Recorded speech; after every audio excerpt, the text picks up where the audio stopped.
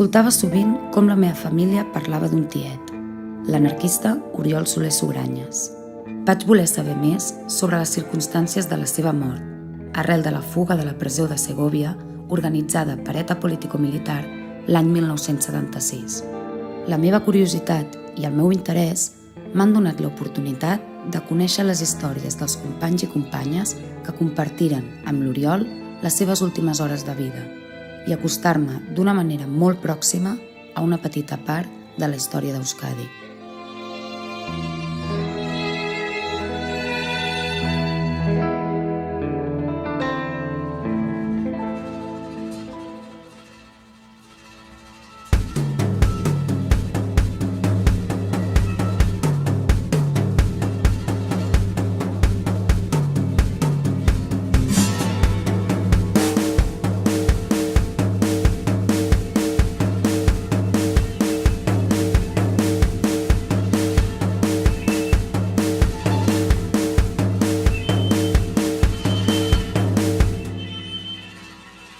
Yo entré en ETA ya, en realidad, pues entras poco a poco, no hay una fecha, pero ya muy madurito entré.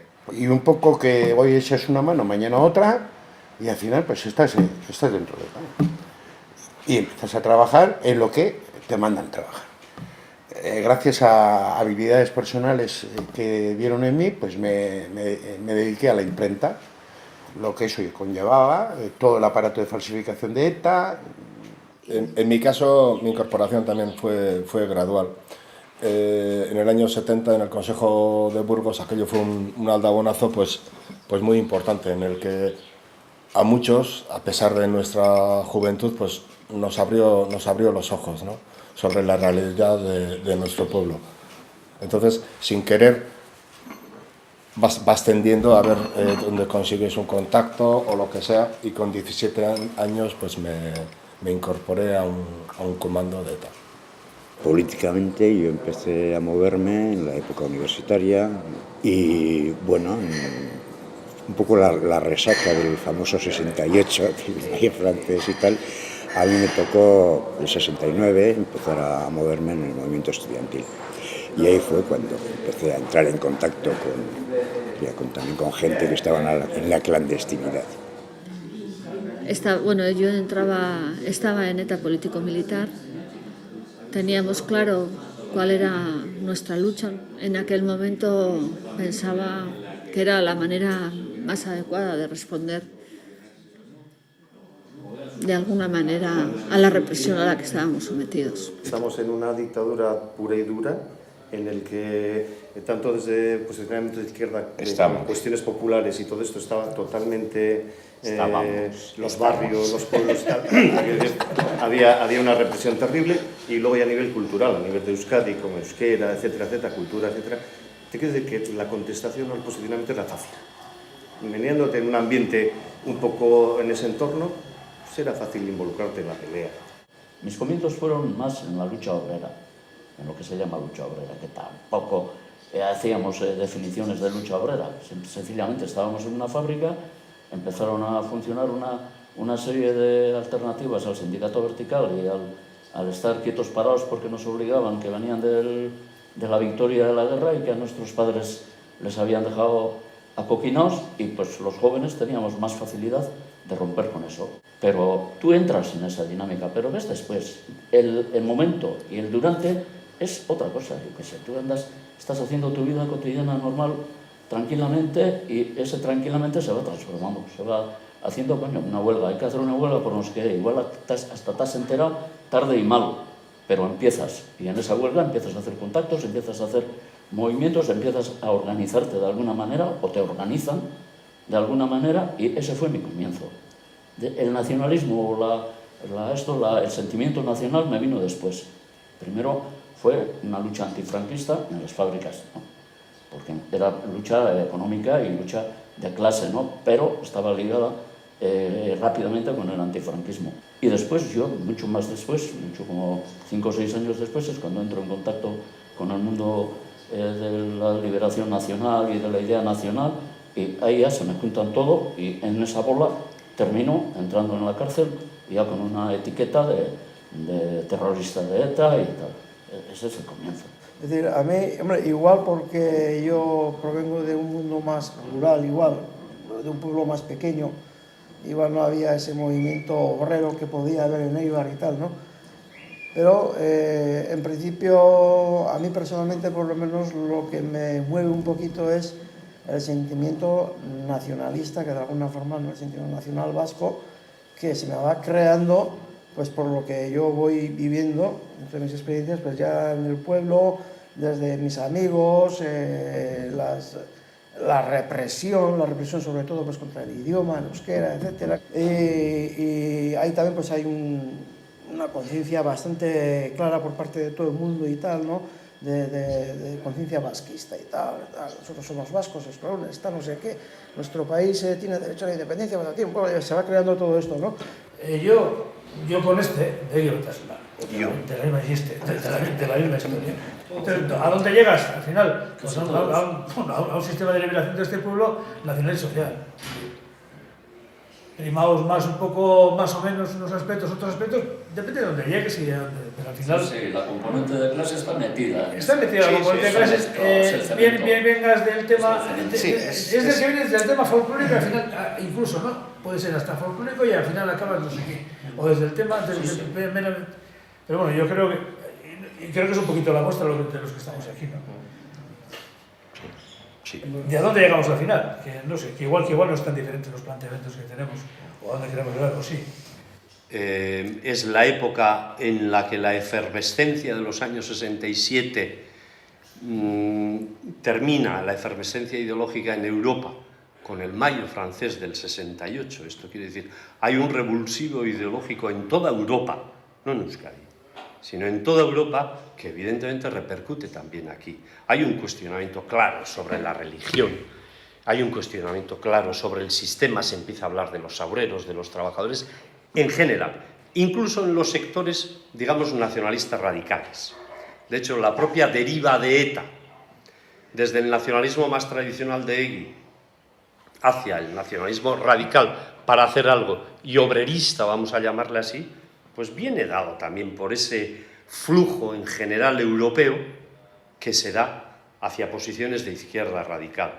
No hay que olvidarse de la revolución argelina en el año 63, no hay que olvidarse de la revolución cubana en el año 59, que ya en el año 61 Fidel la proclama socialista. Todo eso influye también en movimientos de un país tan pequeño como Euskal Herria, ¿no? Esto es evidente. Entonces, eso nos impregna. Y luego, pues en el aspecto económico, no es que anduvimos todos bollantes, pero entonces, pues en aquella época, pues yo creo que económicamente andamos bien. Y a mí me tira más la tendencia, el nacionalismo, de decir, oye, pues ¿por qué no podemos ser vascos? ¿Por qué no podemos hablar el euskera? Entonces, yo lo generalizaba así. Ahora, ya una vez que te metes en ETA, ahí está la madre del cordero luego, que eso ya luego iba más. Iba más. Y al principio, pues igual, el nivel de militancia para entrar en ETA antes era, pues tenías que tener capacidad de poner una curriña para hacer una pintada, para hacer pues un acto de sabotaje, pero sin que fuera grande. Eso luego va subiendo y bueno, llega a un nivel que ya no, eso queda como relegado. Igual tienes que tener ya capacidad para matar a una persona para esto igual. Entonces, hay un proceso ahí muy duro que ahí, pues, ahí a cada uno puede llegar hasta donde quiera. Pero para mí, siempre ETA ha sido un movimiento de liberación nacional. Hombre, el componente, efectivamente, es obrero, pero el componente de ETA siempre ha sido más bien de pequeña burguesía o media burguesía. En los años 60, cuando tú y yo estábamos aquí, masas éramos 4 y el tambor. Quiero decir, no había gente en la calle. Las manifas eran puntuales, éramos 7 que salíamos a hostias con la Guardia Civil. No había movimiento, entre otras cosas, porque había un pánico terrible. A mí me parece que hay una involución seria, muy a nuestro favor, justamente como movimiento de masas, en el propio proceso de Burgos, diciembre del 70. El proceso de Burgos lo que genera es una afluencia increíble de militancia hacia ETA. Lo difícil es ahora, estar ahora juntos en un barraqué, después de haber pasado tantos años, tantas desilusiones, y tanto conformismo que te entra, a mí por lo menos me ha entrado. A mí me arrastran ahora también a esta situación. Yo por mí no hubiera venido, mi tendencia natural. Pero los contactos, esta gentuza que tengo alrededor, pues te van empujando y vas entrando, y vas siguiendo. Y la bola sigue. Y bueno, pero la tendencia mía natural es por saco a todo y que termine, que empiecen los jóvenes y que terminen por donde quieran. Más o menos.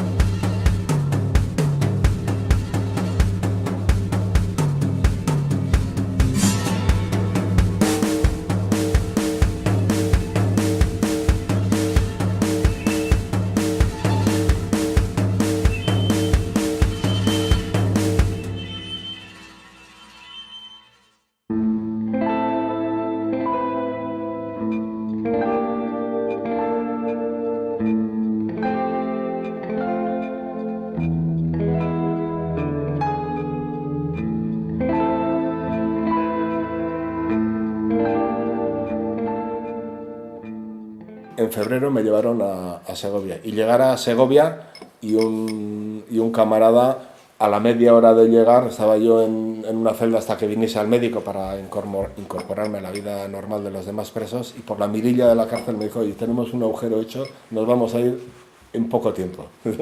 No tenía tabaco y le dije: pásame tabaco, pásame tabaco.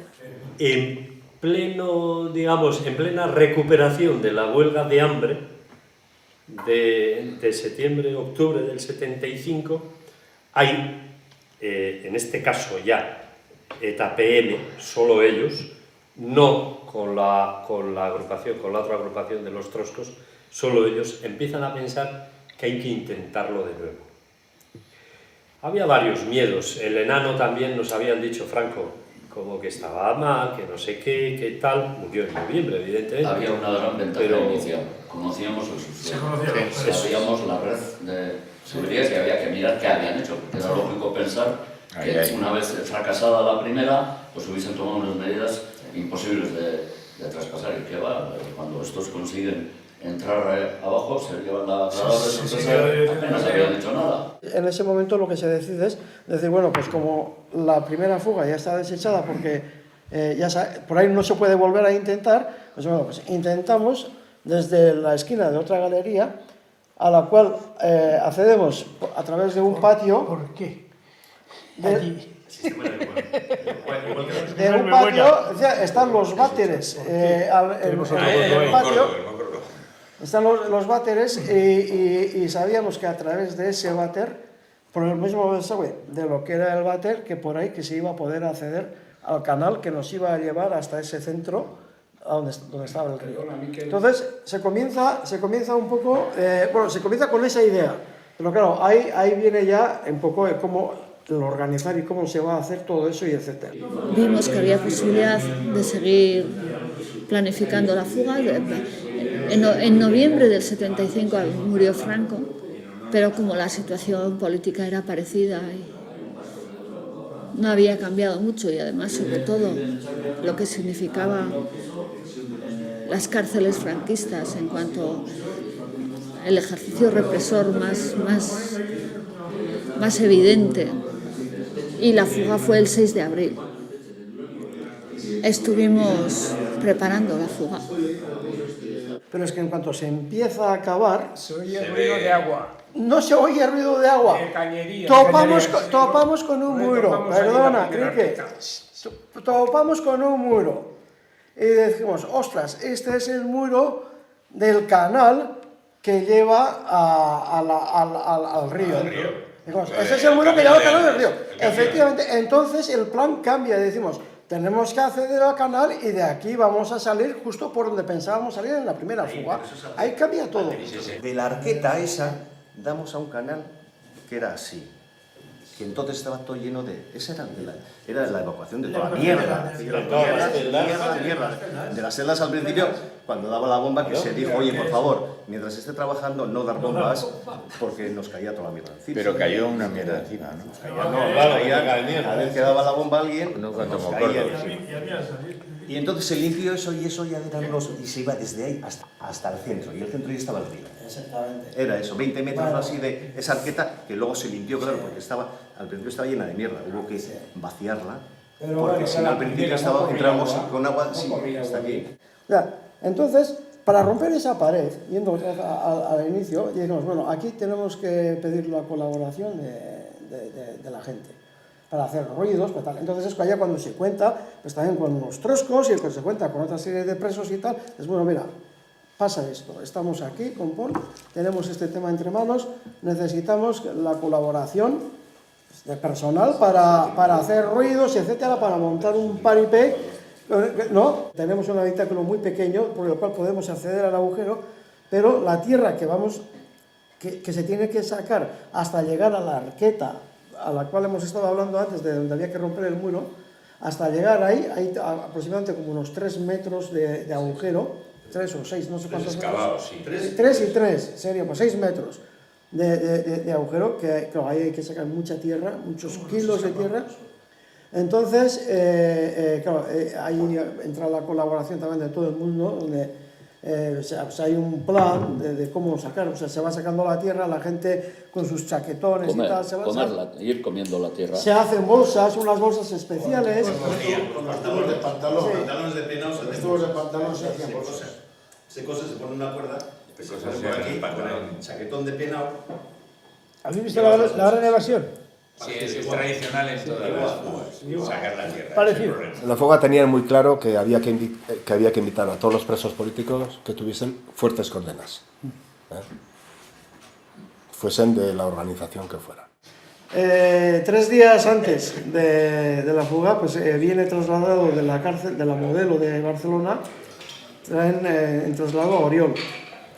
Entonces, en los traslados, lo mismo que cuando uno ingresaba en prisión y tal, solía haber pues, como 3 días de 72 horas de un periodo de sanidad que llamaban, que aquello no tenía nada de sanidad, porque no te miraba un médico ni veías todo un médico, pero bueno, había que estar 3 días encerrados en una celda. Entonces, nosotros sabíamos que Oriol estaba ahí, y sabemos que tiene una condena muy grande. Oriol se incorporó en el último momento porque le habían trasladado el mes anterior y él no sabía nada y no se le dijo nada, no le conocíamos, no se le dijo nada, pero se le incluyó por nuestra parte. Y solo la víspera, entonces el encargado de eso fue a hablar con él y decirle, oye, no sé si te has dado cuenta, te estamos controlando cada minuto del día, porque no te conocemos, pero ahí está, ¿no? Y debió quedarse. Así se hacen las cosas, algo así debería decir. Impresionado, ¿no? Así se hacen las cosas. Yo tengo una vivencia muy subjetiva, muy personal con Oriol, porque yo salgo y al salir, casi en la boca teníamos los paquetes de la ropa para cambiarnos, porque evidentemente sabíamos que en el transcurso de toda la alcantarilla nos íbamos a pringar de mierda. Y fuera, la víspera, habíamos metido en un paquete cada uno un pantalón, una camisa y unas zapatillas, para salir a la calle medianamente limpios, ¿no? Entonces, yo salí antes que Oriol y yo me estaba cambiando ya, con una toalla vieja, y llegó Oriol. Y estaba, y eso lo tendré siempre en la pelota porque es la última vez que hablé con él, claro. Estaba alucinado. Pero esto qué hostias habéis montado aquí, pero esto es increíble y tal, y venga, va. Yo le decía, venga, va, cámbiate, tal, quítate, pero ¿qué es mi ropa? Tal. Y yo le di el paquete, que era el suyo. Él no sabía que tenía ropa suya metida allí, ya se le había cogido más o menos la talla y todo, y se había metido su ropa allí. Entonces, se cambió y tal, y me acuerdo que tenía una camisa de cuadros pequeñitos, que era del Gus. Porque yo, esa camisa, el Gus, un compañero que se quedaba dentro, pero bueno, pues esa camisa era del bus. Recuerdo porque era una camisa de cuadros muy, muy pequeñitos. El hombre estaba emocionado, se vistió y es la camisa que agujerearon estos hijos. Se vive en Vigo todavía, ¿no? Sí, pues sí. Es la camisa que agujerearon estos hijos. Vive en Vigo,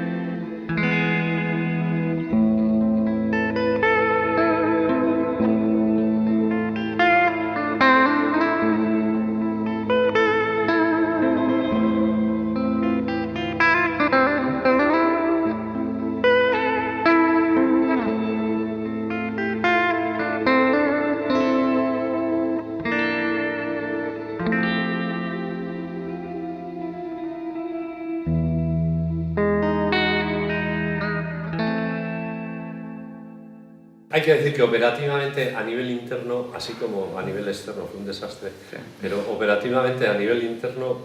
una chulada. Desde las 2 de la tarde hasta las 8 que no hacían el recuento, no sé cuántas horas, 6 y pico, que no se enteraran en la cárcel que les faltaban 29 tíos, es la hostia. Eso significa también que los que se quedaron... El relaje que había. Los que se quedaron... había que hacer cosas. Hicieron un había que papelón. hacer cosas.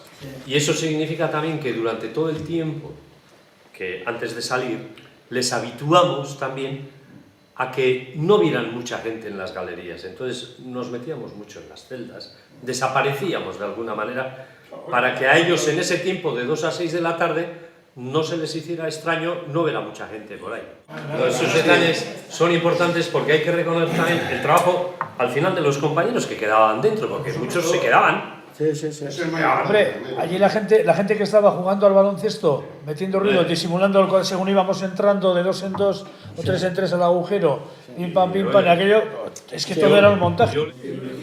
Que lo único que pusieron de diferente respecto a la fuga anterior, desde fuera, era que pusieron unos barrotes en la salida de una zona de alcantarillas, que debía de ser como un río, donde terminaban las alcantarillas de alguna zona de allí de Segovia, y lo que habían hecho era poner unos barrotes. Entonces la víspera nosotros fuimos a cerrar los barrotes para poder entrar y salir, para que pudieran salir a través de allí ellos, los presos, y lo dejamos pegado con betún, limpiar los zapatos con betún, y se quedaba de forma que no se notaba. Bueno, teníamos una pistola que nos metió la organización, y yo soy el que de la gente que estábamos allá pues igual conocía o manejaba, tenía más conocimiento de las armas, ¿no?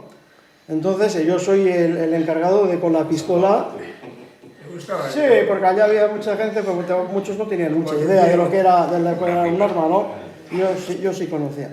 Bueno, entonces yo estaba un poco, en la puerta, guardando un poco las espaldas. Entonces digo, si aquí viene un funcionario porque sospecha algo, y si aquí se acerca un funcionario, aquel funcionario no sale. O sea, que aquel funcionario acaba en el agujero.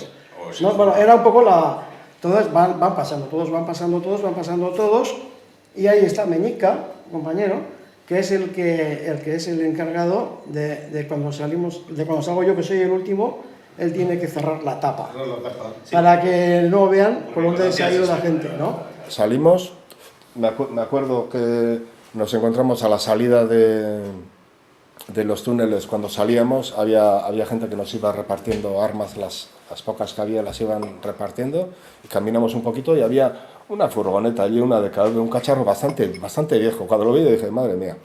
Y subimos allí y pasaban unos gitanos y debieron ver algún arma. ¿La guerra? Sí, y alguno dijo algo de la guerra, pero claro, estás ahí, no sé, estás como viviendo un sueño, ¿no? Ves que estás en la calle, que estás pisando, que no sé qué, pero claro, eso hasta que no acaba, no acaba bien. Se fueron montando en el camión.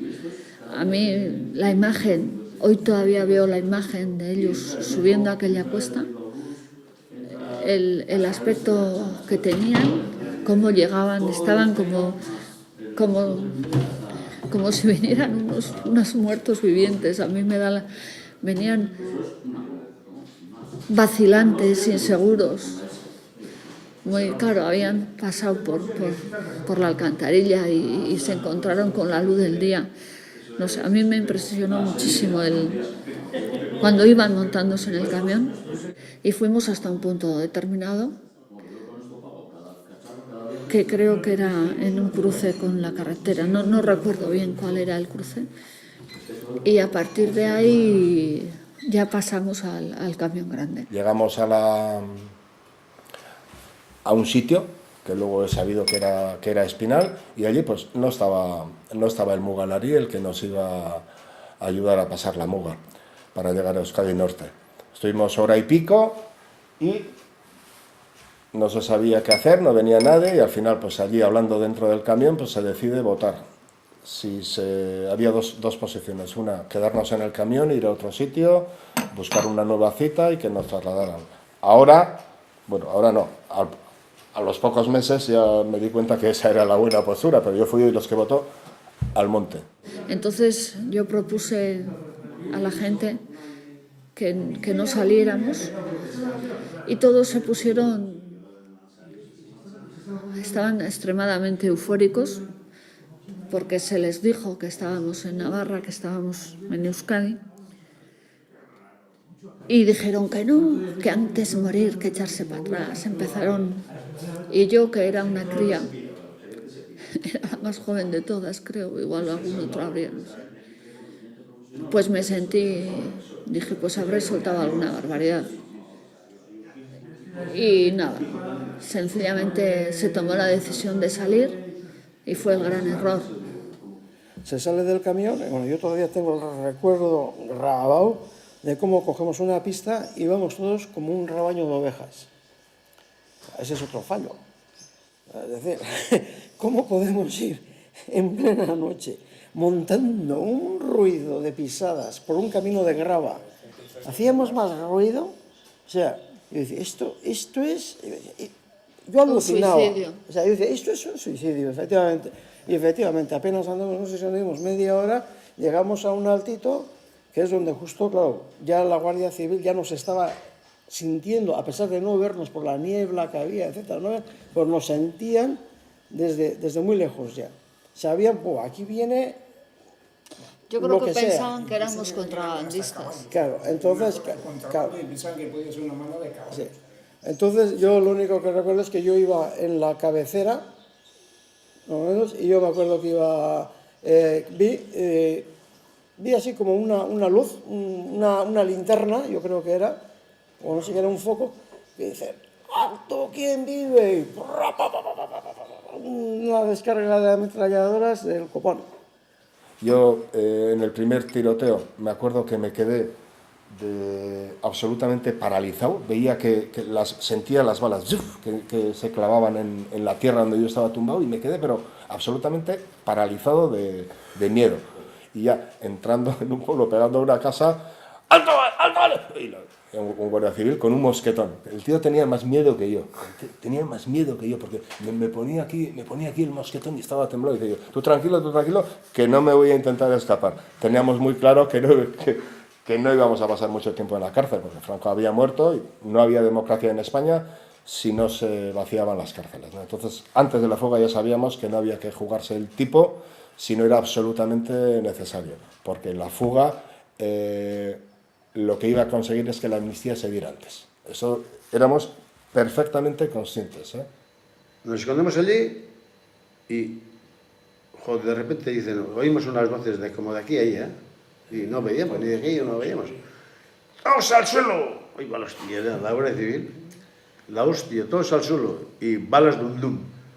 Y nos tiramos al suelo, y yo estaba al lado de Oriol, y balas dum dum, no sé cuántos tiros hubo. Y ahí para la hostia. Yo, en ese momento, yo no sé qué hostias hice, le dije, ¡ahí! Dijo Oriol, ¡ahí! Y yo dije, ¡vamos!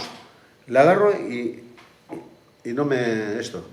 Pero estábamos así como en círculo tumbados, ¿eh? No te respondo. Yo, entre los árboles pequeños, salgo zumbado solo, y los demás se quedaron allí.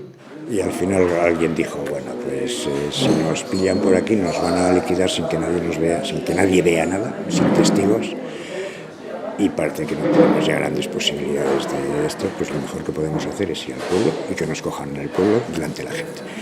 Y si nos tirotean ahí, pues por lo menos que sea delante de la gente y tal. Bueno, y ahí se acabó, pues eso serían las 10 de la mañana o así del día 6. 10, 11 de la mañana del día 6. Y de allí nos trasladaron a Pamplona. Estuvimos en la cárcel de Pamplona unos 15 días o así, aislados, por supuesto. Y ahí ya hicieron todos los planes a ver a dónde nos llevaban y nos distribuyeron por diferentes cárceles del sur. Yo me quedé sola, yo iba con un grupo y un que iba, no sé quién sería, iba más rápido que yo le dije que se fuera, que él se fuera, que si quería que... Y total, indudablemente a él le detuvieron. Yo me lo tomé con calma y yendo andando me encontré con Lain. Y bueno, yo tenía claro que debíamos de ir en dirección contraria a la frontera, que debíamos de intentar buscar un sitio donde cobijarnos, que no podíamos andar por allí, que no tenía ningún sentido porque era imposible hacer nada allí con la niebla y con lo que había. Y bueno, y estando los dos, anduvimos toda la noche y sentimos que había alguien y fue cuando nos juntamos con los otros tres, con Triqui, con Chafris y con Carlos. Y finalmente nos metemos en el chalet. Y entramos allí y permanecimos allí esos días. Allí. Sí. Tuvimos la suerte, yo creo que de repente nos juntamos 5 personas, de los cuales por lo menos 3 conectamos muy bien, que somos nosotros 3, creo yo, más. Y que encima eran los habilidosos. Y para mí fue una fortuna el coincidir con ellos, ¿no? Sí. Yo me sentí muy bien dentro allí, ellos seguían queriéndome, me querían proteger dentro del chalet. Yo alucinaba, yo intentaba vacilar con ellos, jugábamos a barcos, intentábamos pasar el rato. Teníamos radio, con lo cual nos informábamos, por la radio nos enteramos que mataron a Oriol, porque iban dando noticias. Las noticias, los fugados de Segovia, tal, pues han sido detenidos fulano de tal, mengano, tal, y pues, hostia, se ha caído nuestro papá. Al final ya sabíamos que éramos nosotros los que quedábamos y oímos entre las noticias, y en tal zona, tal, ha resultado muerto en un enfrentamiento que parecía que los que disparaban eran ellos, ¿no?, en lugar de la Guardia Civil. Y ha resultado muerto en un enfrentamiento a tiros, que no tal enfrentamiento porque solo disparaba la Guardia Civil. Entonces, ha resultado muerto el activista, no sé cómo dijeron, tal, el anarquista, no sé qué, Oriol y tal, Oriol Suborrañer. Hostia, digo, este es el catalán. Teníamos la idea de hacer un poco de resistencia, que eso que viniera la Guardia Civil, de oponernos, hacer resistencia y tal, y a miren en algún sitio, en algún sur o algo, esconderle allá. Pues si viene, pues ya te escondemos, hacemos lo que sea y a ver si por lo menos tú te libras aunque caigamos los demás. Y esta tenía el valor, yo le suelo contar, y no recuerda bien, pero el libro que leía, si no te acuerdas, empezó a leer un libro en el chalet, Animal acorralado. Muy propio. Y empezó esta, no sé si leía, que hacía esto, y decía leerle, sí, y en una esta le dijo, oye, mira, empieza a leer por el final, a ver cómo termina el animal acorralado, a ver si le pillaban o no. Hasta que un día, la verdad no sé si era sábado o domingo o lunes. Era el Jueves Santo. No sé lo que era. Era el jueves, era un Jueves Santo. Era jueves. Sí, pues era el Jueves Santo. Vino el dueño con una especie de era un vecino del pueblo que se encargaba del mantenimiento de la casa. El mantenimiento de la casa y así, ¿no? Que le ayudaba o, bueno, me imagino que le pagaría. Bueno, viene con este elemento. Entonces, cuando les vemos llegar, vemos que entran con el coche en lo que era el recinto y tal, pararon allá al lado del garaje. Entonces dijimos, bueno, en cuanto entren, los secuestramos. Él era el tío duro. Sí, yo era el que llevaba la metralleta y tenía que dar la jeta. Claro, el del hierro, el malo. Sí. Y bueno, lo que hicimos fue hablar con ellos, decirles quiénes éramos, intentar tranquilizarles. Les tranquilizamos. Yo creo que les tranquilizamos. Incluso les diste pasta. Yo les di dinero por los gastos que hubiéramos podido causar. Sí, fíjate tú, les di bastante dinero. Nosotros lo que éramos, madres candidas. Sí. Y cogimos su coche y nos fuimos. De ahí pasamos a otro Nosotros punto. pasamos en barco y esta señora ahora pasó ahí por el puerto internacional. En coche. Sí. Yo pasé la fuga en coche. Tan tranquila. Sí. Cada uno hizo lo que tuvo que hacer. Volvimos a la actividad dentro de ETA, ¿no? Pues cada uno a hacer lo que le correspondía, o lo que tenía, o lo que mandaban, o lo que dijeron que teníamos que hacer. Al ser la única persona del comando que había quedado libre, yo me sentía responsable de no haber sido capaz de haberme impuesto ante aquella marabunta, porque erais una marabunta allí dentro, ante mí, la fuerza que teníais. Yo ahí fui donde percibí lo que era el poder de la masa. No me servía de justificación esa vivencia por el resultado, por lo que había pasado, ¿no? Por las muertes, los heridos y el fracaso, ¿no? Yo creo que la fuga de Segovia fue una operación brillantísima, aparte de que falló, pero cómo se montó, cómo se hizo, la operación fue extraordinaria. Lo puedo decir yo porque yo tuve una participación en cosas fundamentales y yo no supe hasta el último momento, hasta que se dio ya la fuga, que yo estaba en casa con Pertur, además, por cierto. Estábamos en casa con Pertur y oímos Radio París, lo de la fuga de Segovia. Ya se había dado y no nos habíamos enterado. Nos enteramos por la radio. Y yo tuve que ver con todo lo que tuvo que ver, papeles de falsificación, del camión en concreto. Fue una pena, pero hubiese sido la gran guinda, Carrero, fuga de Segovia. La gran guinda de ETA en la historia de ETA. Hubiese sido extraordinario. Sabíamos que arriesgábamos personalmente todo, que podía ocurrirnos a cualquiera, o a la mayoría, o a alguien, lo que le ocurrió a Oriol, ¿no? Eso, éramos conscientes. Pero también pensábamos, también éramos conscientes de que amnistía, pero para todos, iba a llegar, ¿no? Pero que se iban a resistir todo lo que... Y que para eso el movimiento popular tenía que ser muy fuerte, muy amplio, no solo en Euskal Herria, sino en todo el Estado.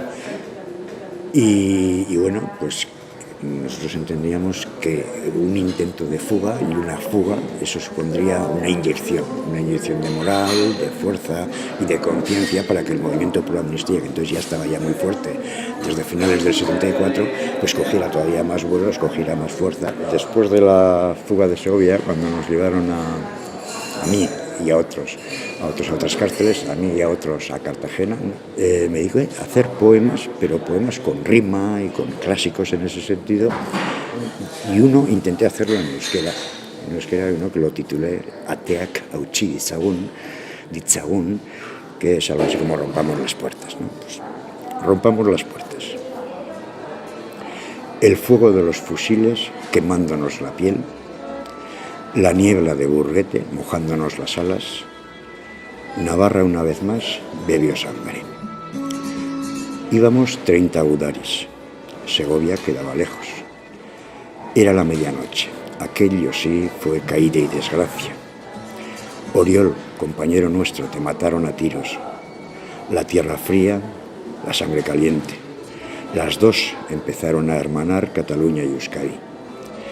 Aunque la esperanza teníamos encendida, la estrella del norte quiso apagarse. ¿Por qué esta tortura separando al pueblo? Decidme si la niebla se irá alguna vez. Para que el cielo se despegue, empecemos todos a romper las puertas de nuestras cárceles.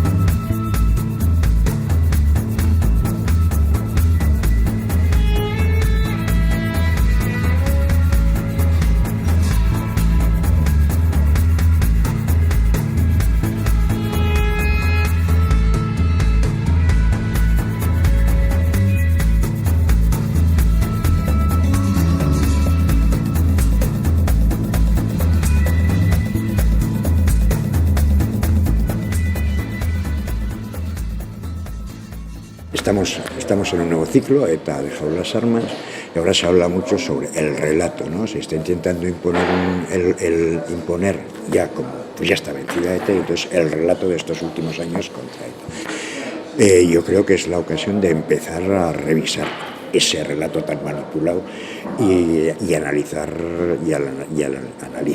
las cosas en toda su complejidad, con todas las autocríticas que hagan falta por parte de todos los sectores, y luego por parte de los que han estado más conformes con la dinámica de ETA también, y en esa medida podrás ir consiguiendo que también haya autocrítica por parte de sectores políticos del Estado, favorables a la política del Estado. A mí me parece muy importante seguir trabajando por una memoria histórica que reivindique justicia, verdad, reparación y, como dicen ahora, no repetición. Y para no repetir, pues mientras vivamos al menos somos capaces de testimoniar todo lo que hemos vivido, desde cada uno desde nuestro ángulo, pero todo lo que hemos vivido como combatientes contra una dictadura, primero, y luego contra una transición de mierda que lo ha sido. Me parece muy bien hacerlo en el sentido que has dicho tú, pues si podemos hacer justicia a alguien, vamos a hacérsela y tal, pero bueno, pues siempre va a ser sesgada y va a ser parcial, o sea, no va a ser una justicia real, no se va realmente a hacer justicia a los que han dado la vida, a los que han muerto, pues porque el ejército que triunfó, sí, pues porque hoy les interese, porque les conviene y porque les han dicho que tenéis que ceder un poco en este tema, pues dirán, sí, bueno, reconocen que efectivamente hubo muertos en el bando republicano, que también fueron soldados valientes, que tal, y se les hace un reconocimiento, ¿no? Pero, bueno, eso es una pamema, es un pasteleo, eso es algo que se hace, no tiene ningún sentido, y eso no es hacer justicia. Y digo, si hay que hacer justicia, primero tenemos que empezar, o sea, por derrocar el sistema político actual. Y derrocar al ejército español, que es un ejército fascista, sigue siendo fascista. Habrá que mirar al origen de las cosas. Un relato que parta únicamente de las consecuencias va a ser un relato falso. ETA no ha surgido de la nada, ha surgido de unas circunstancias concretas y de unas circunstancias en las que había una violencia del Estado absolutamente brutal.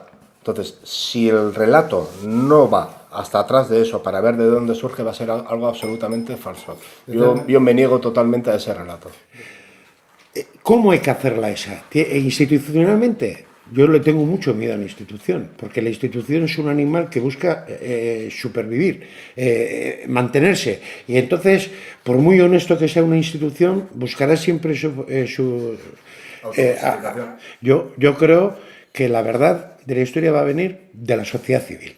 Es decir, con una verdadera democracia donde la prensa publique lo que tiene que publicar, donde las editoriales editen lo que tengan que editoriar sin censura ninguna y que cada cual diga lo que quiera, lo que tenga que decir de su lado. Tanto en el entorno de una dictadura como cuando ya empieza esa dictadura a desmoronarse, y aún en el periodo de transición, aunque todavía el periodo de transición fue muy penoso, sobre todo en Euskal Herria, con muchísimas carencias, que era lo que hacía decir a mucha gente que todavía el franquismo estaba vivo, ¿no? En todas las situaciones hay que tener en cuenta, o sea, cuando se hace, aunque se pueda plantear hacer lucha armada, acciones armadas, hay que tener en cuenta cómo va a ser percibida esa acción, no sé, por parte de la gente. Es decir, el que hace lucha armada no es para ganar una guerra,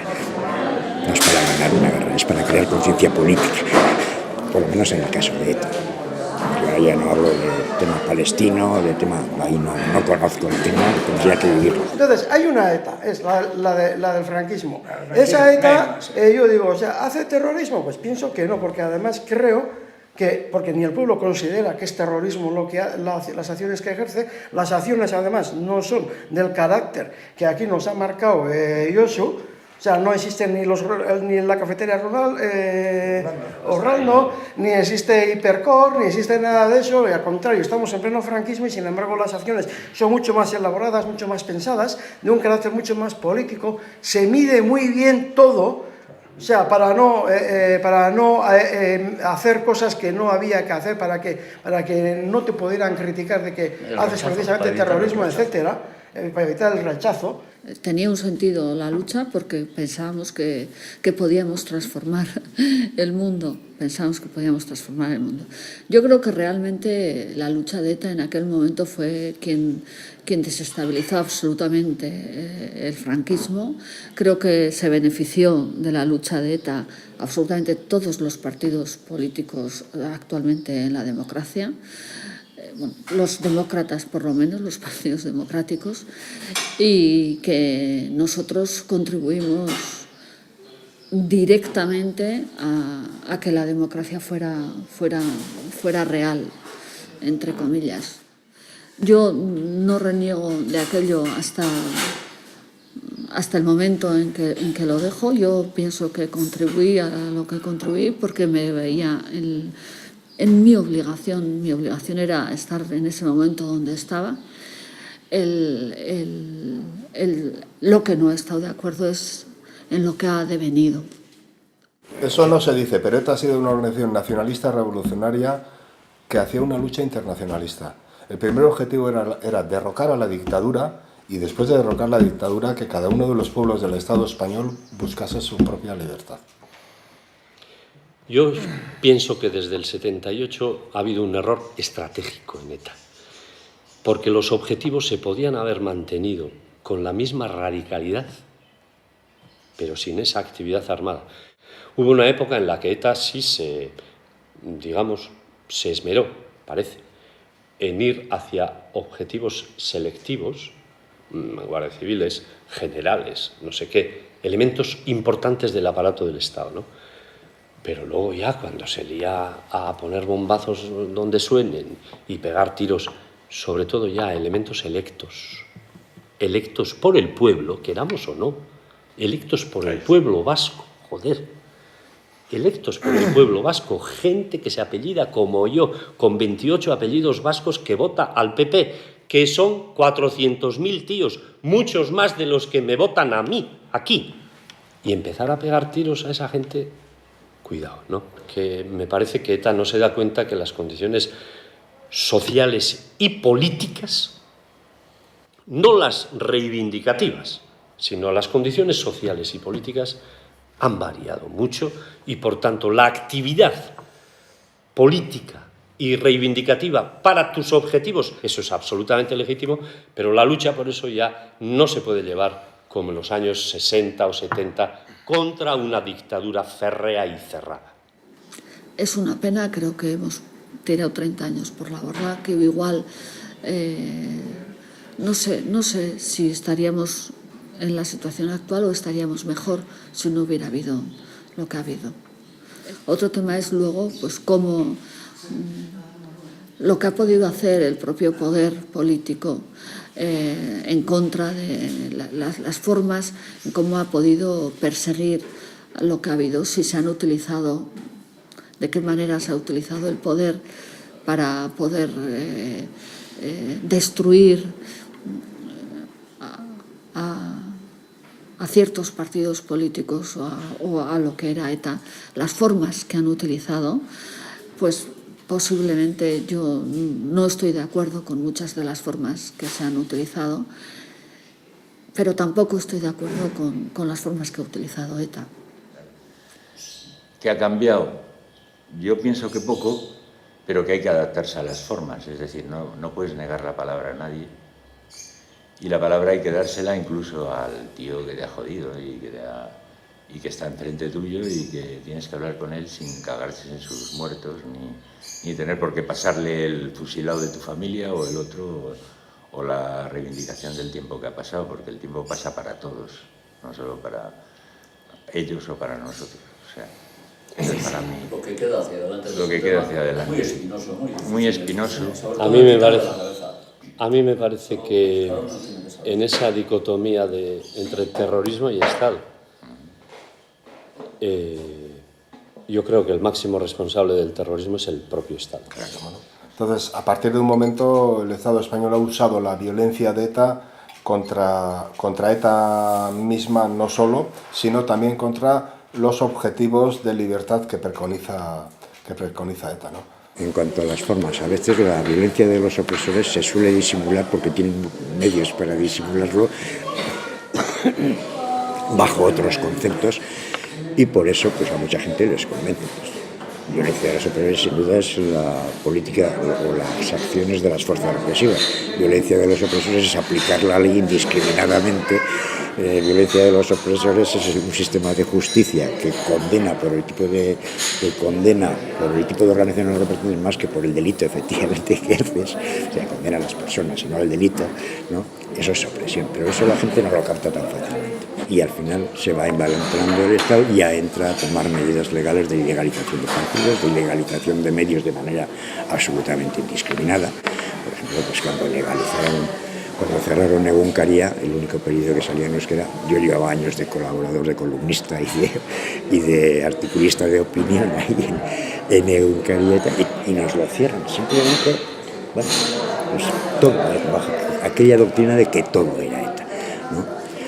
Fue un planteamiento absolutamente disparatado y erróneo por parte del Estado, pero lo sabían que era erróneo, pero no les importaba porque ya sabían que de alguna manera, y desde luego fuera de Euskal Herria, ya tenían la opinión ganada de que todos eran ETA y que podían vender la imagen de que todo era ETA. Un punto débil del gobierno es el tema de la dispersión, el tema de la doctrina Parot, el tema de excepciones para lo que es la ley, es decir, de saltarse la ley y crear excepciones para ad hominem, ¿no? O sea, para esta persona creo esta excepción. Entonces, yo creo que sí, que hay un temor y cada vez se van imponiendo más esos planteamientos tanto en el PSOE como en el PP, que dar alas a las culturas que no sean la castellana, que dar alas a institucionalizaciones que no sean las centrales, etcétera, eso supone la ruptura de España, supone un proceso de la ruptura de España. Bueno, puede suponer o no, ¿y qué? Y aunque lo suponga, ¿qué? Pero no pueden admitir eso. En principio, los pueblos tienen derecho y obligación a luchar por su libertad. Los medios que usan los pueblos tienen que tener complicidad y cobertura social en el pueblo para llevarse adelante. No sé si se pueden decir normas hasta aquí sí, hasta aquí no, pero si se pudiera, si habría que pensar que en momentos de democracia burguesa no tiene mucho futuro, visto lo que ha ocurrido, lo que nos ha ocurrido a los vascos, ¿no? La lucha armada, ¿pero quién la puede querer? Por amor de Dios, es una estupidez. Es decir, nadie desea la lucha armada. Eso es una tontería, una absoluta tontería. Pero es una tontería absoluta también decir que la lucha armada no sirve para nada, que es ineficaz y que es tal. ¡Mentira! España es lo que es porque ha habido guerras, por imposición. La violencia no es que sea buena o sea mala, no tiene nada que ver. No tiene nada que ver. ¿Qué es lo que pasa? Llega un momento en que ya no es eficaz y se vuelve contra ti. Y en el fondo yo creo que ha tenido la inteligencia de darse cuenta de eso ETA y ha planteado lo que ha planteado. Además, de una manera elegante, como Dios manda. Es decir, como revolucionarios que son. No pedimos nada, simplemente paramos el carro, decimos, esto hay que solucionarlo y punto. Para mí, yo creo que ha sido lo mejor. Es decir, ETA, no pedimos nada a cambio de esto más que, hombre, que se solucione el problema que ha generado el hecho de que haya presos y tal y cual. Me parece muy bien, perfecto. Dejar las armas significa la paz, pero la paz no significa el fin de la confrontación ideológica y de la confrontación política. Eso es sano, si no mal vamos. Lo que hay que hacer es abrir vías para que el conflicto se viabilice, se desarrolle dentro de un marco aceptado por todos que tiene que pasar por las más amplias libertades posibles, tanto en libertad de opinión, en libertad de organización, en libertad de huelga, ahora que estamos en lo de la crisis, en reconocer derechos colectivos a colectivos sociales X, derechos colectivos a colectivos culturales y nacionales X, en el derecho de autodeterminación, el derecho de decisión propia de una colectividad, parece fundamental. Lo del perdón. Perdón, eso es un terreno que no es político. El perdón entra en el terreno de la moral, de la ética, y aquí estamos hablando de política. El concepto de reconciliación parece que es como hacerse amigos los que antes eran enemigos, ¿no? Yo no creo en eso. Lo que se trata es de crear el marco en el cual se produzca el confrontamiento de ideas, ¿no? Y en ese juego me parece que puede ser interesante el reencuentro, pues, entre víctimas, militantes de ETA. Ojalá se pudieran producir también reencuentros entre víctimas de la policía y gentes de la policía, cosa que hoy por hoy es impensable, lo cual ya da un indicio de hasta qué punto nos creemos o se creen muchos esto cuando hablan de reconciliación, etcétera, ¿no? A mí me parece muy bien que a nivel personal, una persona que ha hecho algo, que ha dañado a alguien, le dé explicaciones o lo que sea, pero eso no puede ser una exigencia política.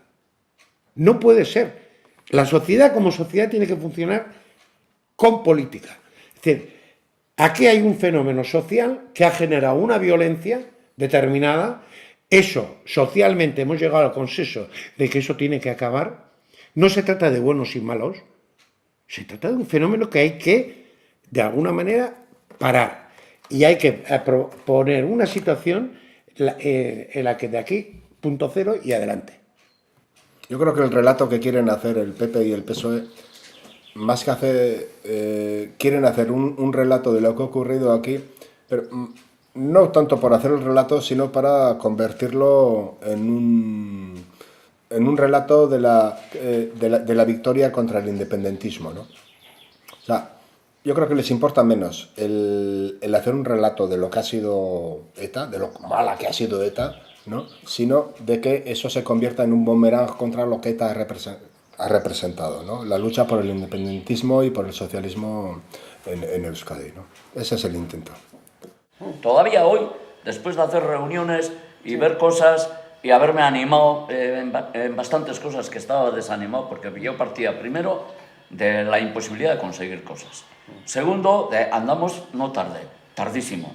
Andamos 1 millón de años después de lo que teníamos que haber hecho. Sí, ya ha muerto Fraga también ya. Bueno, por eso. Tercero, los verdugos están muriendo en la cama y con honores. Hasta el capitán Hidalgo. Y con honores. Claro. Entonces, y ese desánimo yo también tengo. Menos ahora que cuando empecé.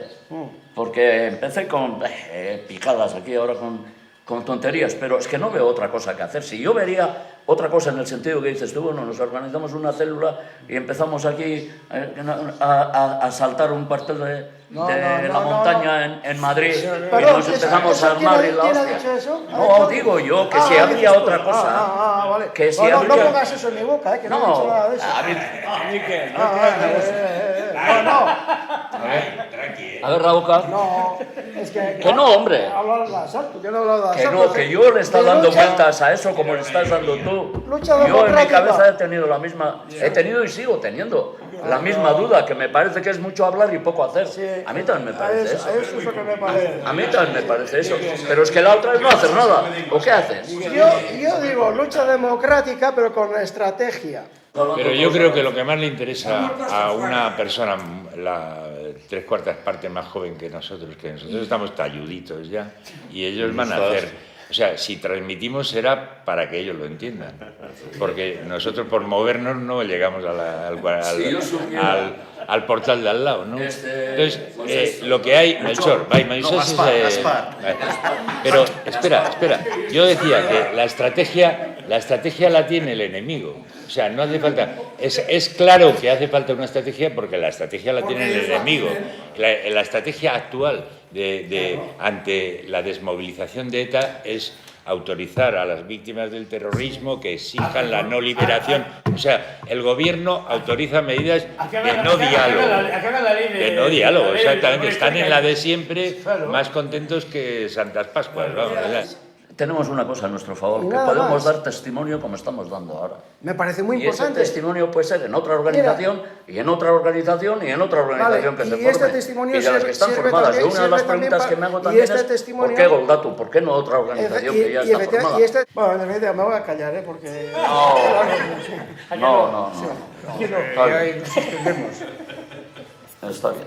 Bueno, yo tengo que sacarle al perro a pasear, que es más importante que todas estas cosas.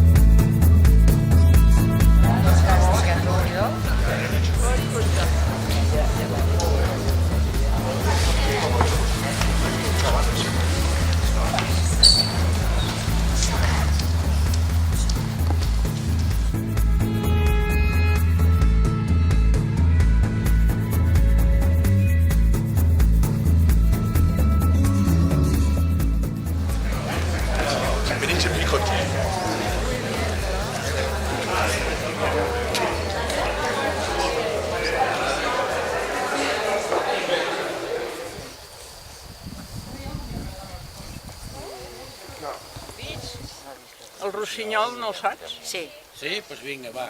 Esperemos a que venga. Abans no plogui més. Sí, venía.